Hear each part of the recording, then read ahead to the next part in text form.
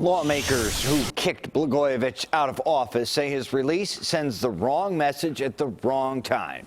CBS 2's Mike Puccinelli live at the state capitol. Mike, both Democrats and Republicans are condemning the president's decision here. That's right. After getting here late this afternoon, one thing became perfectly clear, and that's that the former governor has few friends remaining here in the state capitol.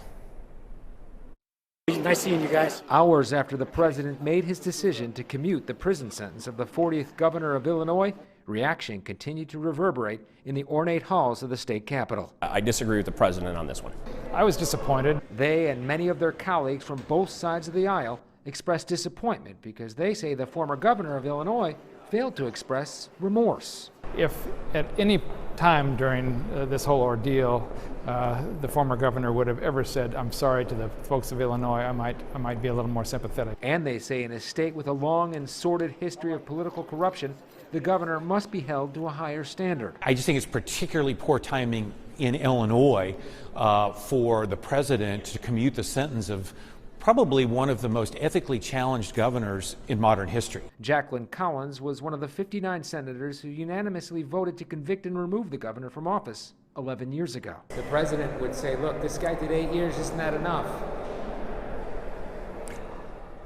Consider the source of that statement. And although there are plenty of people who agree with the president and thought the 14-year sentence was unduly harsh, those people were not among the elected officials we caught up with in the Capitol Rotunda. In this day and age of corruption in this state, we need to take a harder line on corruption and unethical behavior by elected officials and not shorten sentences.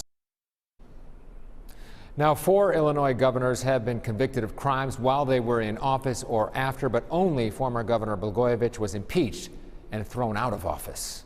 Reporting live in Springfield, Mike Puccinelli, CBS 2 News. Brad, Erica. Thank you, Mike.